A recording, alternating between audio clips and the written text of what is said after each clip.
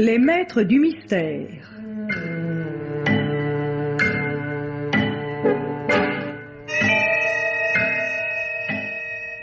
Parmi les chefs-d'œuvre du roman policier, Germaine Beaumont et Pierre Billard ont choisi pour vous ce soir La Dame du Lac de Raymond Chandler dans une adaptation radiophonique de Michel Averland. Avec Jacques Morel dans le rôle de Kingsley, Jean-Claude Michel Marlowe, Jacqueline Rivière la femme et, par ordre d'entrée en onde, Lisette Lemaire, Pierre Delbon, Jean-Pierre Lituac, Jacques Hilling, Montcorbier, Henri Virlogeux, Jean Mauvais, Gaëtan Jor et Lucien Guerville.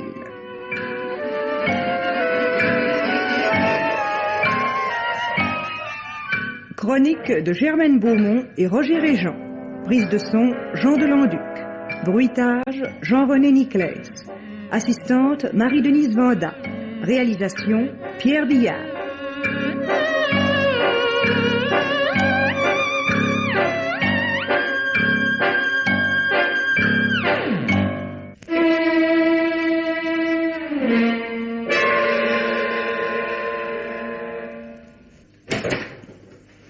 Je voudrais parler à Monsieur Kingsley, Monsieur Doras Kingsley.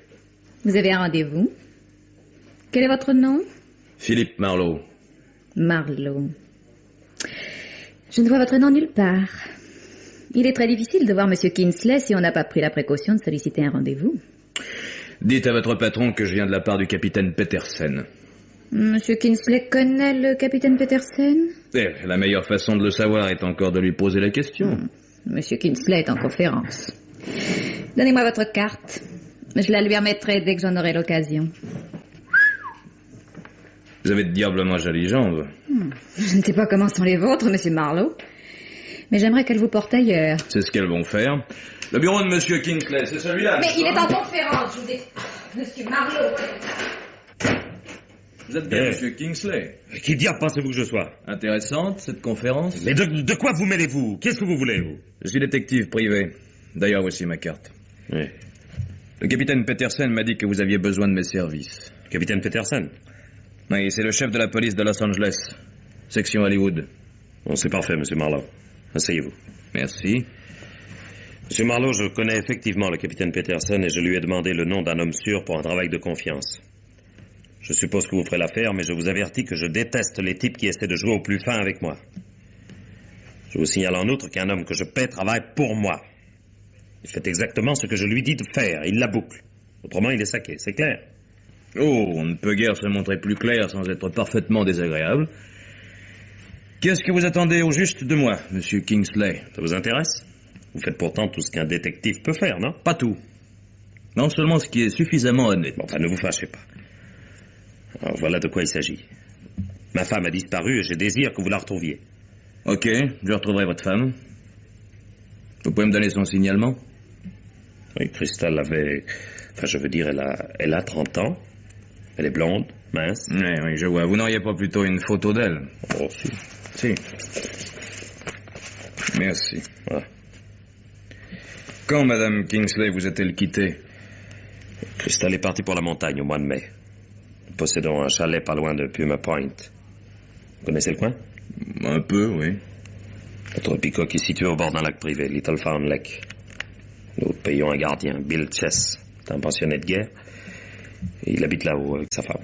Et c'est ce Bill Chess qui vous a signalé la disparition de Madame Kingsley? Non. Le Crystal devait quitter le chalet pour me rejoindre ici à Los Angeles le 12 juin. Je ne l'ai jamais revu. Le 12 juin? Et nous sommes le 17 juillet. Bigre, qu'est-ce que vous avez fait depuis tout ce temps? Rien. Je vais vous dire pourquoi. Le 14 juin, très exactement, j'ai reçu ce télégramme. Posté à El Paso, à la frontière du Mexique. Tenez, lisez. Passe frontière pour obtenir divorce Mexique. Stop. Épouser Chris Lavery. Stop. Bonne chance et adieu. Stop. Crystal. Qui est ce Lavery? Ces salauds qui trouvent spirituel de coucher avec la femme de leurs amis et d'en faire tout un plat. Le type standard des briseurs de ménage. Toute sa cervelle dans sa belle gueule. Je l'ai eu quelque temps comme représentant dans mon affaire et c'est comme ça qu'il a connu Crystal. Qu'ils aillent au diable tous les deux. Mais c'est parfait ça, alors pourquoi courir après? Mais parce que le 1er juillet, le Prescott Hotel de San Bernardino, à 20 km de Puma Point, s'est mis en rapport avec moi. Il tenait à me signaler que Crystal avait laissé sa Packard dans leur garage et qu'il ne savait pas quoi en faire. Vous trouvez pas ça bizarre? Votre femme a pu filer pour le Mexique dans la voiture du gigolo. Oui, c'est ce que j'ai pensé tout d'abord. Moi, hier, j'ai rencontré Lavery. Il m'a affirmé qu'il n'était pas parti avec ma femme. Il m'a juré qu'il ne l'avait même pas vue depuis plus de 2 mois. Et quelle raison avez-vous de croire ce type? Oh, ça l'aurait chatouillé agréablement de me lâcher le paquet en m'apprenant qu'il était parti avec ma femme. Oui, admettons. Combien d'argent Mme Kingsley pouvait-elle avoir sur elle? Elle aimait en avoir pas mal, mais je ne peux pas savoir au juste. Elle a son propre compte en banque et une assez jolie fortune personnelle. Avez-vous la gestion de ses affaires? Non.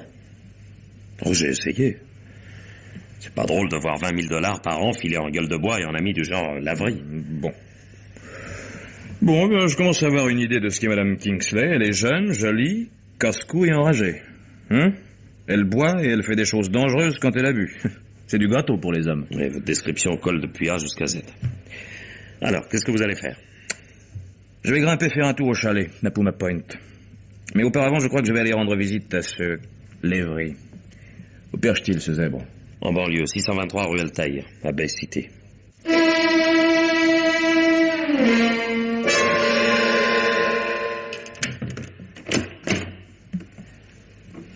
Christopher Lavery? Je suis Monsieur Lavery, oui. Pourquoi? J'aimerais bavarder 5 minutes avec vous. Voici ma carte.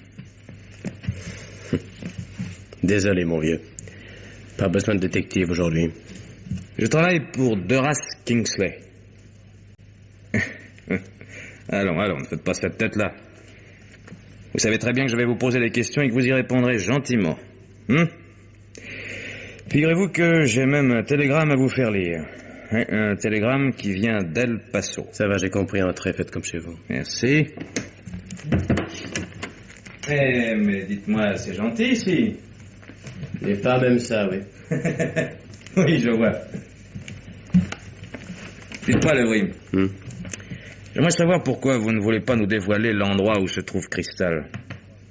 Non, parce que vous pensez bien que de toute manière, nous la retrouverons. Mais si vous vidiez votre sac maintenant, on ne vous embêterait plus. Pour m'embêter, il faudrait autre chose qu'un flic privé. Mais non, c'est bien suffisant. Un flic privé peut embêter n'importe qui. Il est collant, habitué à se faire envoyer au bain, et payé pour ça. Ouais.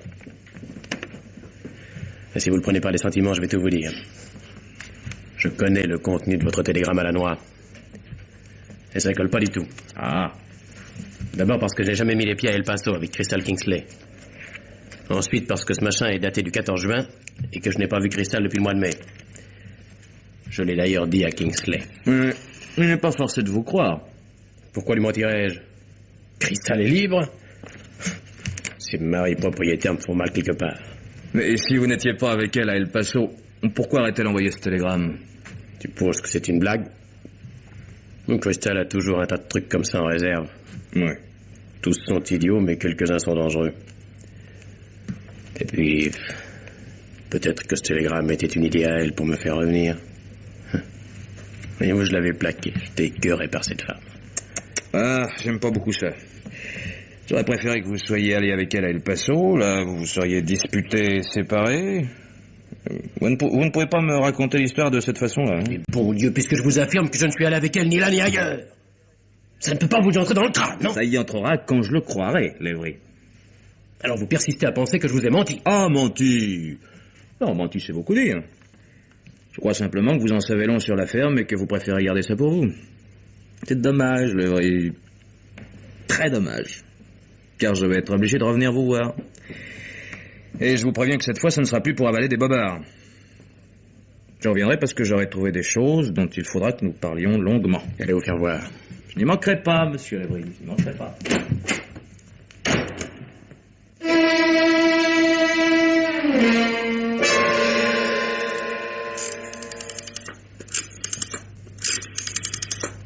Commissariat de police de Bay City. Je vous écoute. Je suis le docteur Almore. J'habite au 620 rue Altaïr. Je voudrais parler au lieutenant de Garmos. C'est très urgent. Allô, lieutenant de Garmot à l'appareil. Qu'est-ce qu'il y a de cassé, docteur? Je suis inquiet, lieutenant, très inquiet. Il y a un détective privé qui est en train de m'espionner. Il est là devant la maison, ça ne peut plus durer. Il faut que vous interveniez. Je ne voudrais pas vous vexer, docteur Almore, mais je trouve quand même que vous avez la panique facile depuis quelque temps. Depuis 1 an et 2 mois, lieutenant. Et vous savez aussi bien que moi pourquoi. Doucement, docteur Almore, ne vous énervez pas. Qui est ce type? Comment savez-vous que c'est un privé? Faites-moi le plaisir de ne pas me prendre pour un imbécile, lieutenant. J'ai relevé le numéro de la voiture de ce type et j'ai appelé l'Automobile Club. Il s'agit d'un détective privé qui s'appelle Philippe Marlowe. Tiens. Mais enfin, qu'est-ce qui vous fait croire que ce Marlowe s'intéresse à vous? Il est arrivé il y a environ 1 heure. Il a examiné toutes les maisons de la rue et il s'est introduit dans celle de Lavry, juste en face de chez moi. Chez Lavry? Alors c'est peut-être à lui qu'il en a? Je vous jure que c'est bien moi qui l'ai pile, lieutenant. Marlowe est resté très peu de temps chez Lavry. Depuis qu'il est sorti, il attend dans la rue. Mais non, lieutenant, Lavry est parti et cet individu ne l'a pas suivi. Je vous répète qu'il attend toujours. Ça va, docteur. Buvez un coup pour vous remettre. Moi, je vais vous débarrasser de ce Marlowe en 3 coups de cuillère à peau.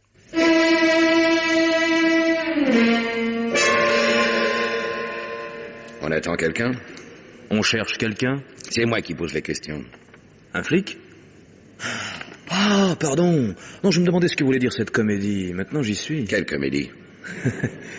Si vous croyez que je n'ai pas observé la pantomime de ce piquet derrière sa fenêtre, venir me regarder, téléphoner, revenir me regarder, retéléphoner. Hein. Qu'est-ce qu'il chiffonne, ce bon docteur? Faut qu'il en ait gros sur la patate pour appeler les flics dès qu'on stationne dans la rue. Montrez-moi votre permis de conduire. Il vous arrive parfois de sortir votre plaque ou bien vous pensez que vos manières suffisent à prouver que vous êtes bien de la police? T'as des papiers? Si vous le prenez comme ça. Voici mes licences de privé. Puis-je voir votre plaque? Lieutenant détective de Garmeau. Ravi de vous connaître, lieutenant. Ça va comme ça, Marlowe. Dites-moi plutôt ce que vous faites ici à surveiller la maison du docteur Almore. Je n'ai jamais entendu parler du docteur Almore, ni d'aucune raison de le surveiller. Alors, qu'est-ce que vous fricotez? Dites donc, c'est pas la famille de sa femme qui vous paye par hasard. Quelle femme? Ne faites pas l'idiot, la femme du docteur. Parce que je vous signale que le dernier qui a essayé ce truc-là s'est retrouvé en tôle. Parfait, à moi le crachoir. Je ne connais pas le docteur Almore. Je n'ai jamais entendu parler de lui et il ne m'intéresse absolument pas. Je suis venu ici pour attendre un ami et regarder le paysage. Et maintenant, si ça ne vous plaît pas, on peut aller s'expliquer au commissariat devant le capitaine de service. C'est pas des bourgs? C'est pas des bourgs. Bon, ça va. De toute façon, Almore est cinglé. Alors? Alors, rien. Mais barrez-vous quand même. Barrez-vous avant que je ne change d'avis. Sortez de notre district et vous n'aurez pas d'ennui.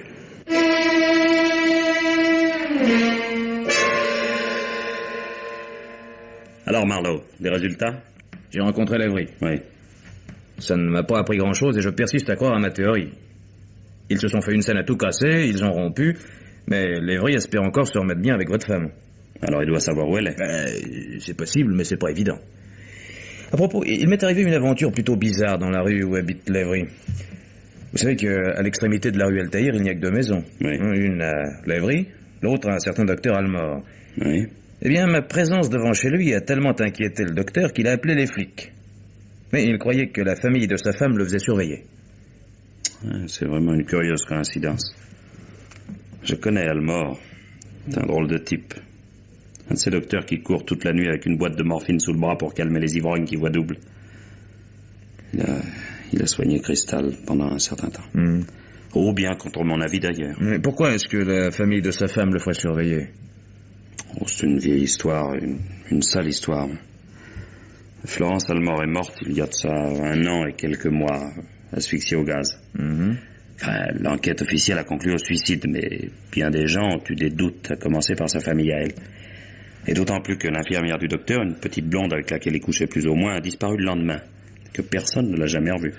Décidément, les petites blondes m'ont l'air d'avoir une fâcheuse tendance à disparaître. Hein? Comment s'appelait-elle, cette infirmière? Comment voulez-vous que je sache, moi? Attendez, Muriel, quelque chose, Mildred...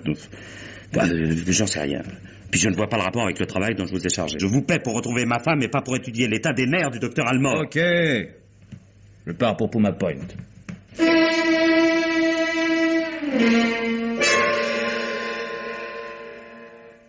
Hey! Y'a quelqu'un? Ce que c'est?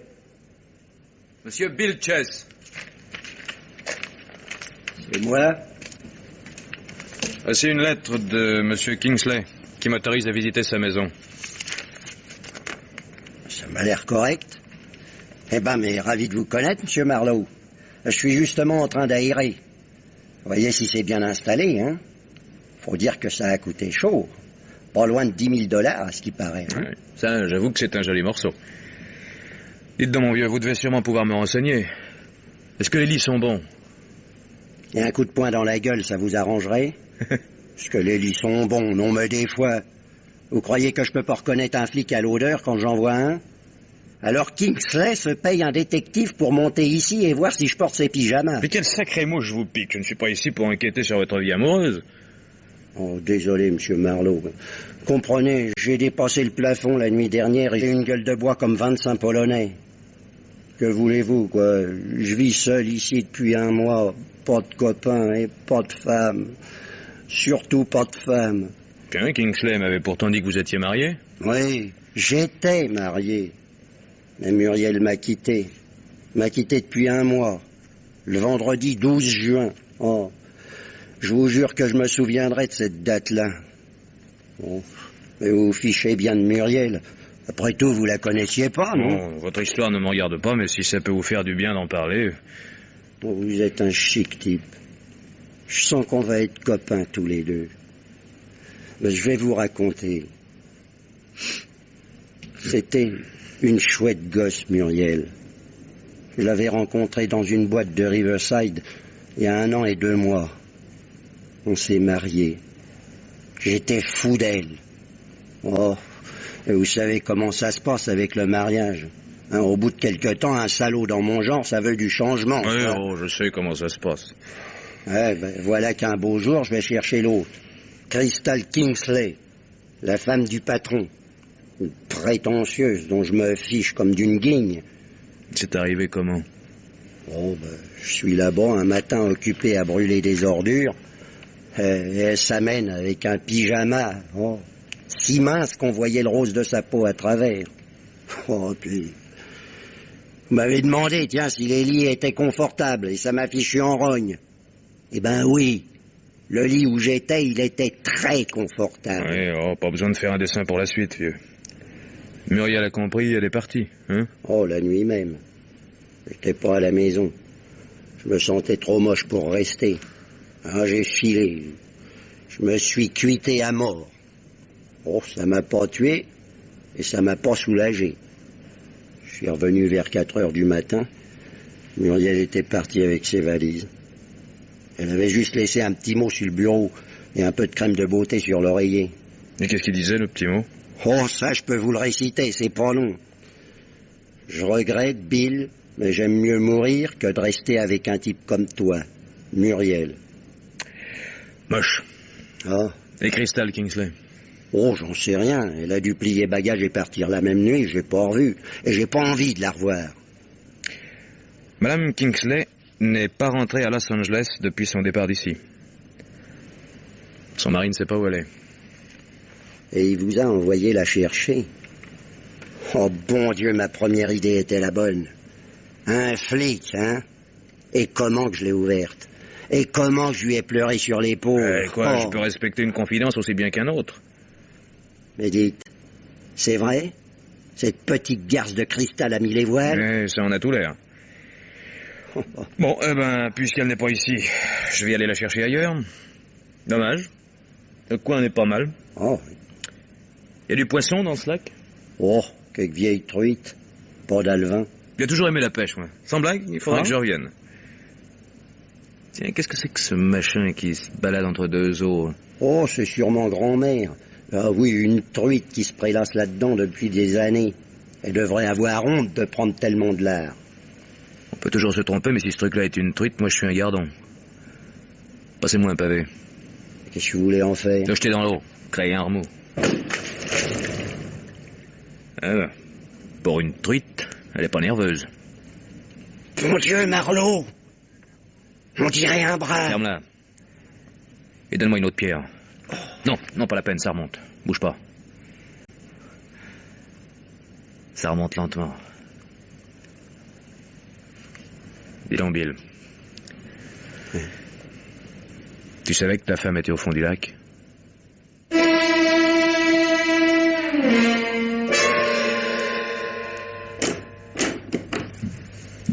Faudrait voir le shérif Patton. Tu le vois, fiston? Je viens de repêcher une femme dans le lac. Non, ne me félicitez pas. Elle est morte. C'est ennuyeux, ça. Je la connais? Oui, vous devez la connaître. C'est une certaine Muriel. La femme de Bill Chess. Ah, une petite blonde pas vilaine du tout, oui. C'est un suicide? Ça en a l'air. Elle avait laissé une lettre disant qu'elle s'en allait, mais ça pouvait aussi bien être l'annonce d'un suicide. En tout cas, elle a dû rester 1 mois dans l'eau, elle n'est pas jolie à voir. On reconnaît quand même ses cheveux blonds et un collier de perles vertes qu'elle portait le jour de son départ. Oui. Qu'est-ce que dit Bill? Bill. Bill n'est pas beau à voir non plus. Pour le moment, il est affalé à côté du corps et il est occupé à demander pardon à Muriel. En fait, ils se sont disputés il y a 1 mois. Bill est allé faire un tour et quand il est revenu, Muriel n'était plus là. Je vois. Mais au fait, qui es-tu, fiston? Je m'appelle Philippe Marlowe. Voici ma licence. Doras Kingsley m'a chargé de retrouver sa femme qui fait une fugue. Elle a filé la nuit même où Muriel Chess s'est jetée à l'eau. Ah, à propos de Muriel. Il y a environ 6 semaines, un flic de Los Angeles est venu ici. Mais une espèce de grosse brute mal embouchée qui disait s'appelait Jim DeSoto. Il n'a plu à personne dans le coin et on lui a rien raconté du tout. Il nous a dit qu'il recherchait une femme nommée Muriel Haviland et il nous a promené une photo sous le nez. Oui, un agrandissement. La femme qui était étalée dessus avait les cheveux roux et les sourcils épilés. Mais elle ressemblait drôlement à Muriel Chess. Seulement, elle lui ressemblait tout de même pas assez pour que je réponde oui à un type qui ne me parlait pas poliment. Dites-moi, comment était-il balancé, ce De Soto? Ce ne serait pas par hasard un grand type couvert de taches de rousseur? Avec une grosse figure ravagée et des yeux bleus? Un bleu métallique? Ouais, on croirait que c'est ton meilleur copain, fiston. Votre Jim DeSoto de Los Angeles ressemble comme un frère à un flic de Bay City. Un certain Jim DeGarmo, avec lequel j'ai déjà eu une petite conversation pas amicale du tout. Tout ça, c'est trop compliqué pour moi, fiston. De toute manière, ce n'est pas le moment de réfléchir. Moi, il faut que je monte au chalet. Bon courage. Enfin, si vous avez besoin de moi, shérif, vous pouvez me joindre à San Bernardino, au Prescott Hotel. Ouais.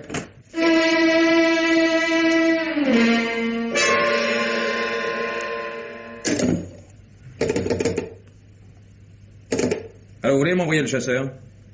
Avec de la bière, 2 verres et de la glace. Merci. Oui. Entrez! Voilà votre bière, monsieur Marlowe. Merci. Tiens, pose-la là. Comment va ta mémoire? Pas entraîné. Fichtrement pas entraîné. Ouais. Et si je paye l'entraînement? Ah, ça c'est autre chose. Et ce sera un bon placement. $20 et je gagne le grand steeple. D'accord pour $20. Qu'est-ce que tu faisais le vendredi 12 juin? Tard dans la soirée ou vers minuit? Attendez. Si c'était un vendredi, j'étais de service ici de 6h à minuit. Le 12 juin, une femme est descendue ici. Elle était jeune, mince, blonde, et elle est restée ici en attendant le train de nuit pour El Paso. Ah ben mince, alors avec un portrait pareil, elle aurait pu m'intéresser. T'excite pas, vieux. En arrivant ici, la femme dont je te parle conduisait une Packard Clipper, immatriculée au nom de Crystal Kingsley, 965 Beverly Hills. Sa voiture est encore ici au garage, tu me suis? Bon, je veux savoir si c'est toi qui as inscrit cette fille à son départ. Ah non. Et ceci pour la bonne raison qu'elle n'est jamais passée au bureau. Mais je me souviens de la Packard. La femme m'avait donné $1 pour garer sa bagnole et surveiller ses bagages jusqu'à l'heure du train. De quoi avait-elle l'air, cette femme? Une jolie blonde, juste comme vous me l'avez dit. Elle portait un tailleur noir et blanc avec un Panama qui avait un ruban noir et blanc. Elle a dîné à l'hôtel et puis elle a pris un taxi pour aller à la gare. Je me souviens que c'est moi qui ai mis les bagages dans le taxi. Dites donc... Oui. Vas-y, si t'as un détail qui te revient, te gêne pas. Et je crois bien que m'a rappelé que la fille était pas seule. En tout cas, un type lui a parlé dans le hall et a dîné avec elle. Ils se sont quittés après le dîner? Non, et ils ont pris le taxi ensemble. Et puis il y a un petit truc marrant à cause duquel je me souviens de lui. J'ai eu l'impression que la dame n'avait pas aimé qu'il l'aborde si ouvertement dans le hall. Comment était-il, ce type? Le genre tombeur, si vous voyez ce que je veux dire. C'est là, grand, bien bâti. Le vrai beefsteak ambulant, un gigolo, quoi.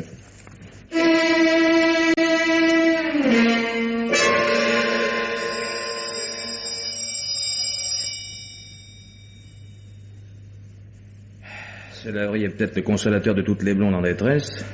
Mais ce qui est certain, c'est qu'il est sourd comme un pot.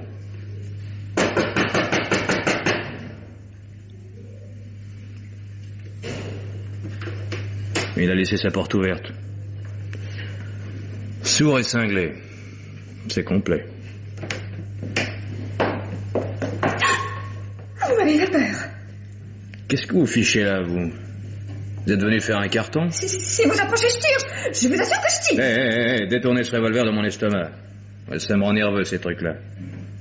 Et soyez raisonnable. Vous ne pouvez pas imaginer les ennuis qu'on s'attire quand on descend un type dans une maison qui ne vous appartient même pas. Je suis ici chez moi. Ah, je suis navré. Je croyais me trouver chez un certain Lévry. C'est pareil. Oui, je vois.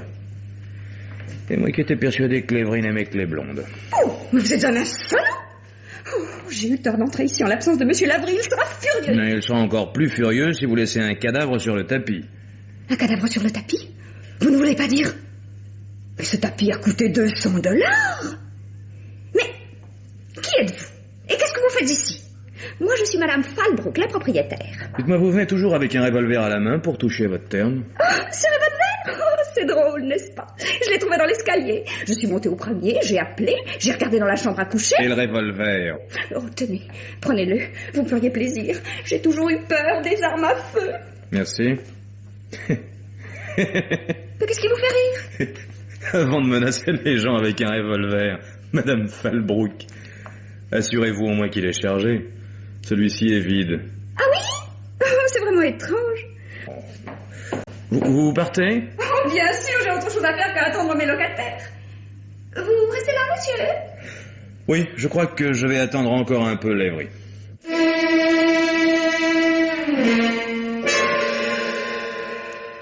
Ah, mais qu'est-ce qui se passe, monsieur Kingsley? On ne demande pas à l'employé qu'on paye s'il a découvert du nouveau? C'est inutile, Marlowe. J'ai eu des nouvelles de Crystal. Moi aussi, figurez-vous. J'ai eu des nouvelles de Crystal de Madame Kingsley. Seulement, la carte de visite qu'elle a laissée à mon intention, c'est un cadavre tout chaud. Le cadavre de Lévry. Non, vous voulez pas dire que Crystal a tué Lévry? Oh non, Crystal, c'est pas possible. C'est un coup dur pour vous, Kingsley. Oh, Pas d'attendrissement. Voilà où j'en suis. Votre femme a quitté Puma Point le 12 juin. C'est d'ailleurs la même nuit que Muriel Chess s'est suicidée. Muriel Chess? Laissons de côté, pour l'instant, les deuils de la famille Chess. Crystal est descendue jusqu'à San Bernardino et elle y a rencontré Lévry. Ça, c'est du certain. Mais est-ce qu'il ne faudrait pas agir, faire quelque chose? Non. Il faut d'abord que vous m'écoutiez et que vous cessiez de vous agiter, hein. Étant sûr et certain que Crystal et Lévry s'étaient vus le 12 juin, je suis retourné chez Lévry pour lui demander ce qui s'était passé après leur rencontre à San Bernardino. Oui. Je sonne donc chez Lévry, pas de réponse. Je monte au premier. Il y a des preuves nombreuses qu'une femme a passé la nuit dans la chambre de Lévry. Pyjama, parfum, poudre et le reste. La salle de bain est fermée. Je l'ouvre. 3 douilles vides sur le plancher. 2 trous dans le mur. Un carreau cassé. Et derrière le rideau de la douche, Lévry. Nu et mort. Mais qu'est-ce qui prouve que c'est Crystal qui l'a tué? Votre femme possède un revolver? Mais oui, mais Un Smith & Wesson automatique avec la crosse en nacre et des initiales gravées dessus. Marlowe, c'est effrayant. Crystal avait un permis pour ce revolver, il est enregistré. Il faudra pas 10 minutes aux flics pour retrouver à qui il appartient. Je le sais bien. Marlowe, ce revolver ne doit pas rester chez Lévry. Il faut aller le chercher avant que la police ne découvre le corps. Ah, pas question. D'ailleurs, il y a des tas d'autres indices qui conduiront directement à votre femme. Mais... Elle a dû laisser ses empreintes partout. Puis son costume blanc et noir avec son petit chapeau assorti est pendu dans le placard. Ce costume, le chasseur du Prescott Hotel me l'a décrit hier. Si je vous fais un chèque, Marlowe, combien voulez-vous? $500? Non, inutile. Je ne couvrirai pas un meurtre. Je suis déjà en situation irrégulière pour avoir attendu tout ce temps avant de prévenir la police. $1000 pour que vous alliez rechercher ce revolver. N'insistez pas, mon vieux. Dites-moi plutôt ce que vous savez. Vous avez vu votre femme? Que vous a-t-elle dit? Elle a appelé le bureau par téléphone il y a une demi-heure. Elle n'a pas voulu me parler, elle m'a fait faire la commission par ma secrétaire. Alors? Elle veut de l'argent pour quitter la ville. Vous comprenez, c'est aujourd'hui samedi et toutes les banques sont fermées. Si je comprends bien, elle ne peut pas attendre lundi pour filer. Donc, elle sait que les flics sont à ses trousses. Elle le sait alors que la police n'a pas encore découvert le cadavre. J'aime pas ça. Mais moi non plus. Où est-elle? Quelque part dans Bay City. Elle n'a pas voulu dire où. Comment était-elle au bout du fil? Nerveuse? Non, très calme, d'un calme glacial, paraît-il. Elle se rendait compte que je ne viendrais pas moi-même, que l'argent serait apporté par quelqu'un qu'elle ne connaîtrait pas. Moi, comprenez, je ne veux plus la voir. Je reste même pas en ville cette nuit. Je vais monter m'enfermer dans le chalet à Puma Point. Bon, si je ne me trompe pas, c'est encore moi qui vais être chargé de la corvée. Écoutez, vous lui remettrez cette enveloppe. Il y a $500. C'est tout ce que j'ai pu trouver avec cette fichue fermeture des banques. Et comment est-elle supposée me reconnaître? Vous allez mettre cette écharpe qui m'appartient. Ma secrétaire le lui a décrite au téléphone. Crystal passera au bar du Pan sur Arguello Boulevard à Bay City.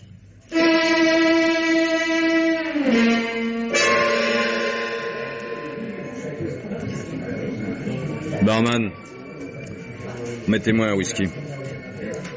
Si vous en commandiez 2 et que vous les fassiez servir là-bas dans le box, vous ne croyez pas que ce serait aussi bien? D'accord. Alors, barman, ce sera 2 whisky à la table du fond.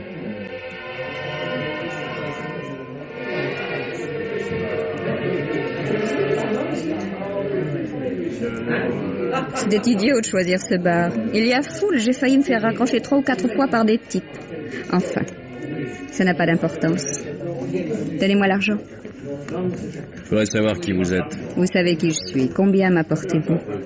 Il y a $500 dans cette enveloppe. Les banques étaient fermées, Kingsley n'a pas pu faire mieux. Ce n'est pas assez. Enfin, donnez-moi cette enveloppe quand même et je file. Ça fait une éternité que j'attends dans le coin. 1 minute. Où pourrons-nous parler? Nous n'avons rien à nous dire. Donnez-moi l'argent et allez-vous-en. Ah non. Ah non, ce serait trop facile. J'ai pris un risque, ça me donne le droit de savoir ce qui se passe et où nous en sommes.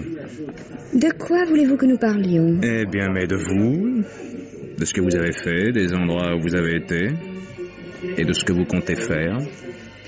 Il y a 2 choses que j'aimerais. Que vous me donniez l'argent et que vous me laissiez me débrouiller seul pour le reste. Pas question. Très bien. Si ça doit se passer comme ça, ça se passera comme ça. J'habite à l'hôtel Granada, à 2 pas d'ici. Chambre 618. Je préfère y aller seule. Et venez me rejoindre dans 10 minutes.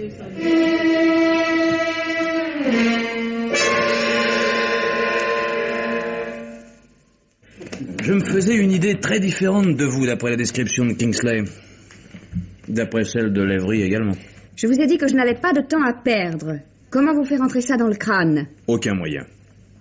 Voyez-vous, Kingsley m'a engagé pour vous retrouver.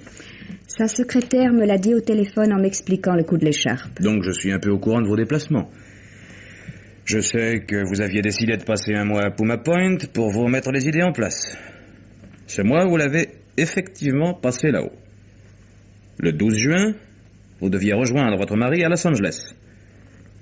Au lieu de ça, vous avez laissé votre voiture au Prescott Hotel de San Bernardino, puis vous avez rencontré Lavery, puis vous avez envoyé un télégramme d'El Paso. Bon, qu'avez-vous fait ensuite? Tout ce que je vous demande, c'est l'argent qu'il m'a envoyé. Je ne vois pas en quoi mes déplacements vous concernent. Cette discussion est inutile. Ah non, mais je ne tiens pas à discuter, moi. Je veux que vous parliez. Si vous voulez l'argent, il faudra parler. Et vous le savez très bien. Bon. Je suis allée à El Paso avec Lavery. J'ai envoyé ce télégramme, c'est vrai. Je pensais épouser ce type et puis j'ai changé d'avis. J'ai demandé à Lavery de rentrer chez lui et de me laisser. Évidemment, il a fait une scène, mais il est parti. Oui. Je suis allée à Pasadena, ensuite à Santa Barbara, ensuite à Hollywood. Oui. Puis je suis rentrée ici. Vous me suivez? Oui. Mais je n'ai pas l'impression que je vous crois. Donnez-moi mon argent et fichez le camp. Oui, tout de suite. Dites-moi, lorsque vous avez quitté Little Fawn Lake, est-ce que ce n'était pas à cause de Muriel Chess? Bonté divine, Muriel Chess? Cette petite idiote au visage de bois, qu'est-ce que j'ai à voir avec elle? On a retrouvé Muriel dans le lac. Elle s'y trouvait depuis un mois. Oh, si vous croyez me surprendre. Muriel, noyée dans le petit lac bleu.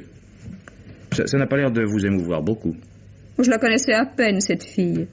Et puis, elle était très renfermée. Dites-moi, vous avez pourtant bien dû connaître une Muriel. Muriel Haviland. Ça ne vous dit rien? Mais si, voyons, l'infirmière du docteur Almore. Celle qui a pris la fuite après la mort équivoque de Mrs. Almore. Je ne saisis pas le rapport. Si c'est une devinette, je vous avertis que je n'ai jamais su y répondre. Muriel Chess n'était autre que Muriel Haviland, l'infirmière qui en savait trop long sur ce suicide truqué. C'est bien possible, mais qu'est-ce que vous voulez que ça me fasse? La vie est faite de coïncidences bizarres, voilà tout. Mais oui, voyons, je veux bien croire que le mariage de Muriel avec Bill Chess n'était qu'une coïncidence. Admettons encore que vous n'ayez pas reconnu cette fille. Mais Lavery, son voisin d'en face. Hein? Quelle tête a-t-il fait en la retrouvant à Little Found Lake? La tête qu'il faisait chaque fois qu'il voyait une blonde. Rien de plus. Les gens se sont lourdement trompés sur votre compte. Ils vous ont décrite comme une petite gourde écervelée incapable de se contrôler. Ils se sont bien fichus dedans. C'est tout? Non, vous avez également très bien joué le personnage de Mrs. Falbrook. Vous vous souvenez? La propriétaire un peu dingue. Non, tout de même, en y repensant, je crois que c'était un peu chargé. Mais sur le moment, j'ai marché. Je vous ai laissé filer alors que vous veniez de descendre Lavery.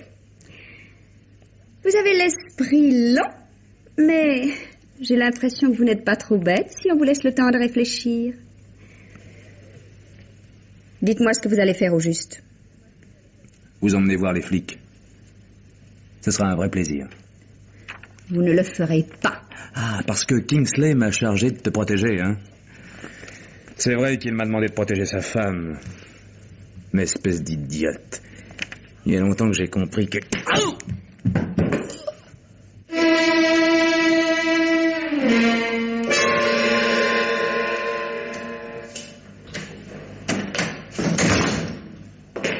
Lieutenant de Garmont, je suis le sergent Brown de la voiture numéro 8.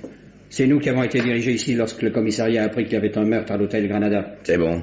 Vous êtes monté? Comment est-ce que ça se présente? Pas joli. Une femme assassinée dans la chambre 618.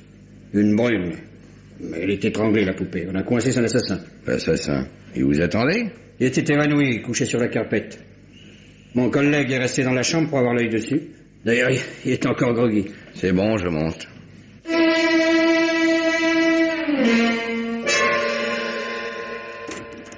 Vous pouvez descendre rejoindre votre copain, sergent. Je suis sûr que M. Marlowe est décidé à se tenir tranquille maintenant. N'est-ce pas, M. Marlowe? Vous êtes devenu muet, M. Marlowe? C'est le meurtre qui vous fait cet effet-là? Curieux. Oui. Curieux, hein? Assez plaisanté, fouineur. Je savais bien que les types dans ton genre ne sont là que pour nous attirer les ennuis. Vous l'aviez même dit. Juge un peu du tableau. On nous téléphone au commissariat pour nous signaler qu'une femme a été assassinée dans la chambre 618 Hôtel Granada. J'envoie la patrouille et qu'est-ce qu'elle trouve? Cette fille-là, étranglée, et toi sur le tapis, évanoui ou ivre-mort. Vous n'êtes pas forcé de me croire, lieutenant de Garmont. Et d'ailleurs, vous n'avez probablement pas envie de me croire. Mais je vais quand même vous dire les choses comme elles sont. J'étais en train de bavarder tranquillement avec Madame Kingsley quand un type est sorti de derrière ce rideau, là, et m'a assommé. Ce qui s'est passé ensuite, je n'en sais rien. Mais d'après ce que je vois, le type n'a pas perdu son temps. Tu l'as vu, le type? Non. Écoute, Marlowe, ce crime, c'est du gâteau pour moi si je peux le résoudre avant que les flics de Los Angeles ou la police d'État ne viennent y fourrer leur sale nez. Alors, donnant. Je t'évite le passage à tabac qui t'attend, mais tu me racontes tout ce que tu sais. Prenez cette écharpe. Pourquoi? Parce que j'ai vu Kingsley la porter pendant qu'il me donnait l'argent que je devais remettre à sa femme. Où habite-t-il, ce Kingsley? Parce que s'il y a une chose que je sais faire, c'est bien de faire parler les gens. Il m'a dit qu'il allait coucher à Puma Point, dans un chalet qu'il possède au bord du lac. Bon. Filons. On peut prendre ta bagnole. Oui. Je vais d'abord téléphoner à Patton, le shérif de Puma Point. Il aura l'œil sur Kingsley pendant que nous ferons le trajet jusqu'à Little Farm Lake.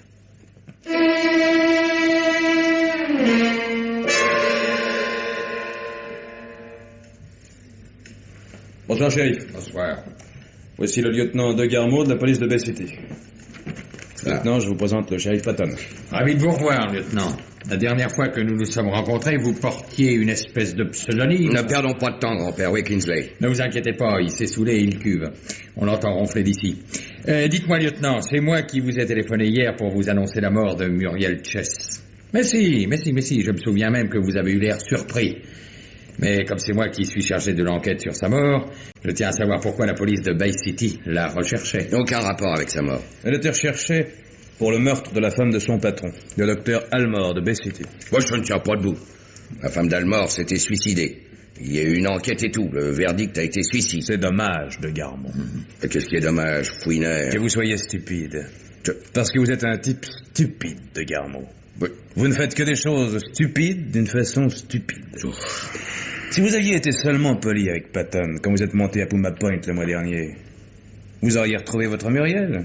Si vous m'aviez fichu la paix dans la rue Altaïr, je ne serais pas allé consulter les dossiers de l'affaire Almore, ni les registres des mariages à Bay City. Est-ce que je ne t'ai jamais dit que les types comme toi se retrouvent tôt ou tard le nez dans le ruisseau? Ne t'occupe pas du lieutenant, fiston. Dis-moi plutôt ce que tu as trouvé sur ces registres de mariage. La Muriel Haviland, que vous connaissiez sous le nom de Muriel Chess, s'appelait en réalité Muriel de Garmont. Le lieutenant l'avait épousée il y a 3 ans. Ensuite, elle l'avait quitté pour le docteur Almore, pour un gigolo qui s'appelait Lavry, et pour quelques autres. Mais quand elle s'est trouvée compromise dans le meurtre de Florence Almore, de Garmont l'a tout de même laissé filer de Bay City. Muriel était une de ces femmes qui font passer les hommes dans des cerceaux. Ferme-la, sale Fouineur, ferme-la! Laissez-le parler, lieutenant. Quelques jours après le meurtre de la femme d'Almore, Muriel a rencontré Bill Chess dans un bistrot d'Iverside. Et elle l'a fait passer dans ses cerceaux, lui aussi. Oui. Puis elle en a eu marre. Elle a demandé de l'argent à son vieux complice, le docteur Almore. Mais le docteur, qui était nerveux et plutôt près de ses sous, lui a mis de Garmont aux trousses. Vous ne m'aviez rien dit de tout cela, lieutenant? Et après, j'avais le droit de rechercher ma femme sans mettre au courant tous les culs terreux depuis ma pointe. D'accord. Mais vous n'aviez pas le droit de la laisser filer après le meurtre de Florence Almore. Oh, bon Dieu, que j'ai eu tort ou que j'ai eu raison, quelle importance maintenant? De toute façon, c'est fini, pas vrai? Elle est morte, noyée au fond du lac. Elle a payé, comme on dit. Et puis nous sommes ici pour nous occuper d'autre chose, non? Ah, ça c'est vrai. Si vous nous racontiez ce qu'on est censé faire, lieutenant. La femme de Kinsley a été étranglée la nuit dernière à Bay City. Et vous soupçonnez Kinsley? Tu l'as dit, papa. Mais maintenant, allons-y. Nous avons déjà perdu trop de temps. Oh, pas la peine de vous précipiter, lieutenant. Nous avons crié si fort que ça l'a tiré du lit. Alors, ça va mieux, monsieur Kinsley? Bonjour, shérif. Bonjour, Marlowe. Voilà le lieutenant de Garmont de la police de Bay City qui va vous parler. Je ne veux pas y aller par 4 chemins, Kinsley. Votre femme est morte. On l'a retrouvée dans un hôtel de Bay City, étranglée. Vous ne le saviez pas encore. Sûr? Parce que je trouve que vous prenez ça rudement bien. Au fait, cette écharpe, elle est à vous? Dans un hôtel à Bay City. C'était là qu'elle était? Oui, c'était là qu'elle était, Kingsley. Et c'est là qu'on m'a assommé. Et qu'on l'a expédié dans un monde meilleur. Trêve de condoléances, Fouineur. Je vais poser une question à Kinsley et j'aimerais qu'il y réponde. Vous reconnaissez cette écharpe? Bien sûr, elle m'appartient. Je l'avais prêtée à Marlowe pour que ma femme puisse le reconnaître. Vous l'aviez prêtée à Marlowe? Oui. Sans blague. C'est vrai, ça, Fouineur?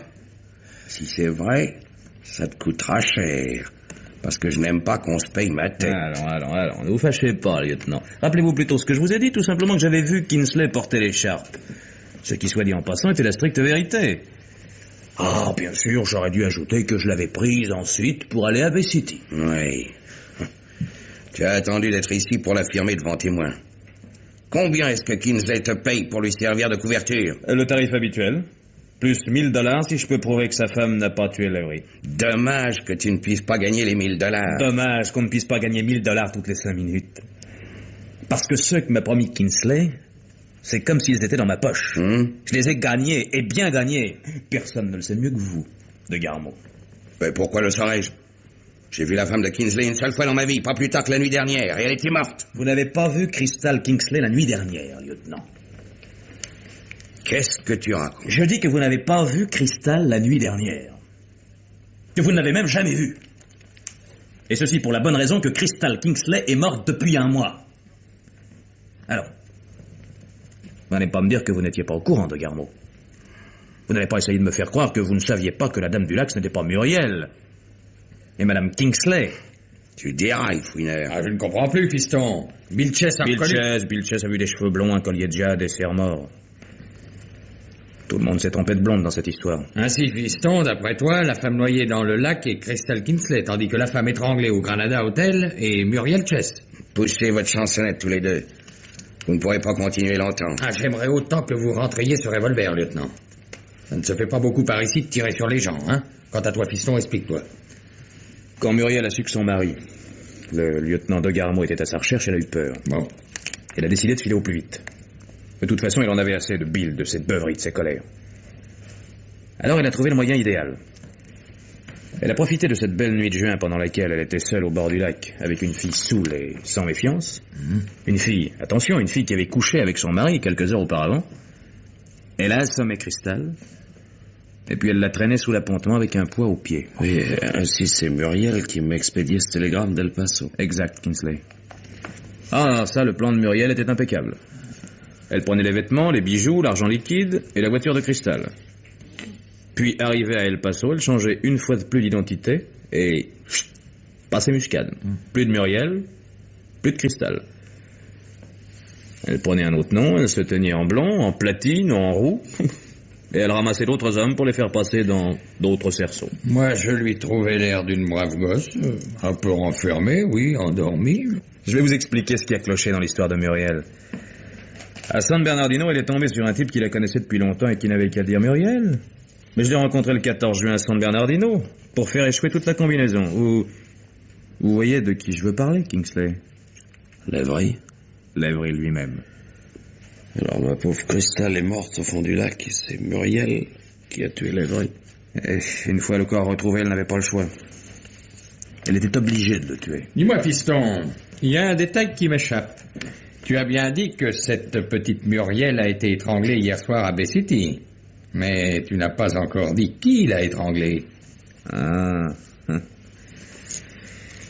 Quelqu'un qui croyait qu'elle méritait d'être tuée. Quelqu'un qui l'aimait et la haïssait. Quelqu'un qui était trop flic pour la laisser s'enfuir après un autre meurtre, mais pas assez flic pour l'arrêter. Quelqu'un qui surveillait la maison d'Almore et qui avait vu Muriel sortir de chez Lavery.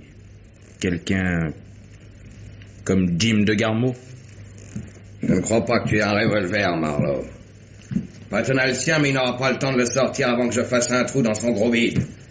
Alors je vais m'en aller. Ça ne peut pas se faire comme ça, lieutenant. Vous savez que je dois vous arrêter. Il n'y a peut-être pas de preuves dans tout ça, mais je ne peux pas vous laisser partir. Vous êtes un brave gars, Patton. Et vous ne faites pas le poids. C'est vrai, je suis coupable, mais je ne me laisserai pas arrêter. Ne bouge pas de Garmo. Ah, faites pas l'imbécile, shérif. Vous n'avez pas risqué votre peau pour arrêter ce salaud. Adieu, grand-père. Laisse cette scène, Marlowe!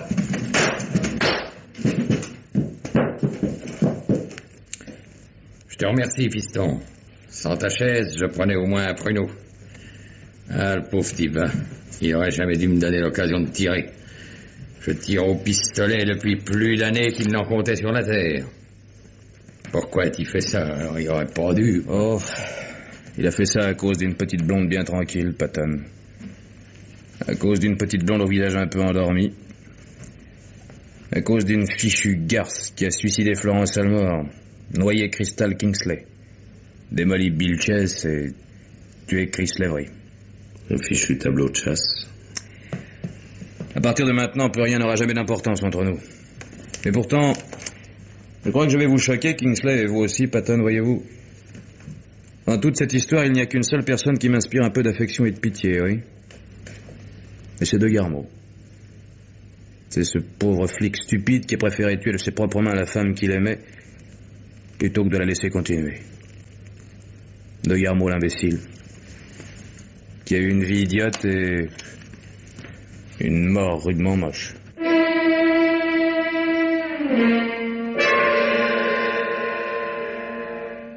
Et maintenant, Germaine Beaumont vous parle du dernier livre qu'elle a lu pour vous. Personne ne pourra jamais remplacer Agatha Christie. Elle vient de nous en donner la preuve une fois de plus avec son dernier ouvrage publié dans la collection Le Masque et intitulé « Le train de 16h50 ». La donnée de ce livre est des plus originales.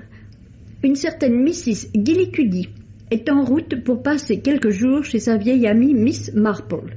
Elle arrive chez Miss Marple dans tous ses états, car à un certain moment du parcours sur la voie ferrée, dans un autre train roulant parallèlement au sien et qui ralentissait, elle a très nettement vu un homme étrangler une femme dans un compartiment de première classe.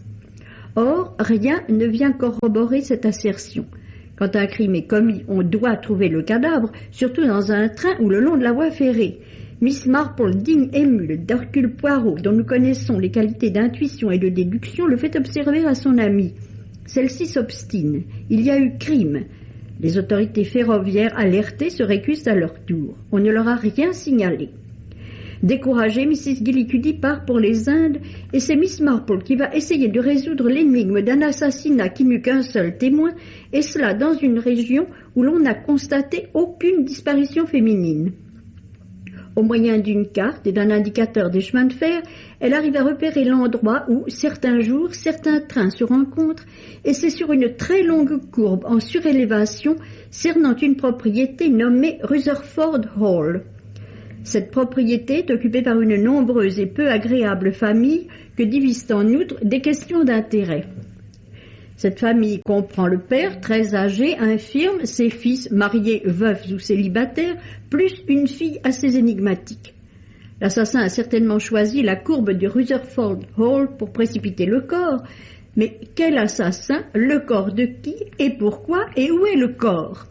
Afin de démêler les inextricables fils d'une situation embrouillée, Miss Marple a recours à une personne distinguée qui fait des extras dans des familles démunies provisoirement de personnel domestique. Ce n'est pas la moindre originalité du livre qui aboutit comme il se doit au plus insoupçonnable des criminels. Le train de 16h50 est publié, je le répète, dans la collection Le Masque. Roger et Jean vous parlent du dernier film qu'il a vu. Cette semaine, les salles de Paris n'ont pas affiché de nouveaux films policiers. C'est là un fait assez exceptionnel. Par chance, une salle de répertoire des Champs-Élysées reprenait un film qui est considéré comme le chef-d'œuvre classique du policier comique et en outre comme l'un des échantillons les plus réussis de ce que l'on appelait avant-guerre la comédie américaine. Ce film, c'est L'Introuvable, titre français du fameux roman de Dashiell Hammett, The Thin Man. Ce qui m'intéressait particulièrement dans ce retour en arrière, c'était de comparer la construction policière au cinéma telle qu'on la concevait il y a près de 25 ans et telle qu'on la conçoit aujourd'hui. On admet généralement que le rythme des films est maintenant beaucoup plus rapide qu'autrefois et l'on est presque toujours gêné quand on revoit des vieux films par une certaine lenteur que le réalisme a éliminée des ouvrages actuels. Or, on est stupéfait de voir combien les choses sont menées rondement dans L'Introuvable. Pas l'ombre d'une longueur, pas le moindre temps mort. Bien sûr, on fait encore aujourd'hui des films policiers qui sont excellents et bien composés, mais dans l'ensemble, ils sont confus, et la plupart de leurs personnages ne sont pas des êtres humains, mais des robots. Au contraire, le William Powell et la Myrna Loy de L'Introuvable, outre qu'ils sont de merveilleux acteurs, sont des êtres vivants, bien vivants, et d'une drôlerie irrésistible. Alors, puisque nous avons eu une semaine sans, et que nous sommes allés revoir un ancien succès, profitons-en pour demander à nos auteurs de films policiers de faire un effort dans le sens de la clarté, de la vérité humaine, et de délaisser ces outrances auxquelles ils croient bon de se livrer sous prétexte d'aller toujours plus loin dans le suspense et dans ce qu'ils appellent le saignant.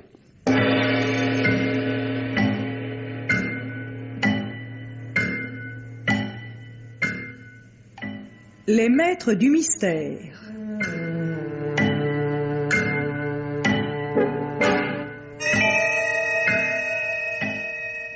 Parmi les chefs-d'œuvre du roman policier, Germaine Beaumont et Pierre Billard ont choisi pour vous ce soir La Dame du Lac de Raymond Chandler dans une adaptation radiophonique de Michel Averlan.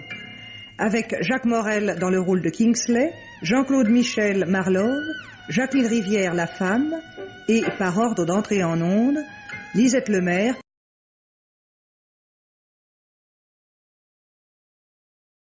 Pierre Delbon, Jean-Pierre Lituac, Jacques Hilling, Montcorbier, Henri Virlogeux, Jean Mauvais,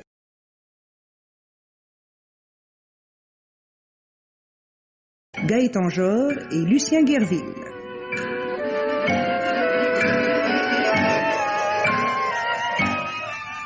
Chronique de Germaine Beaumont et Roger Régent. Prise de son, Jean Delanduc. Bruitage, Jean-René Niclès. Assistante, Marie-Denise Vanda. Réalisation, Pierre Billard.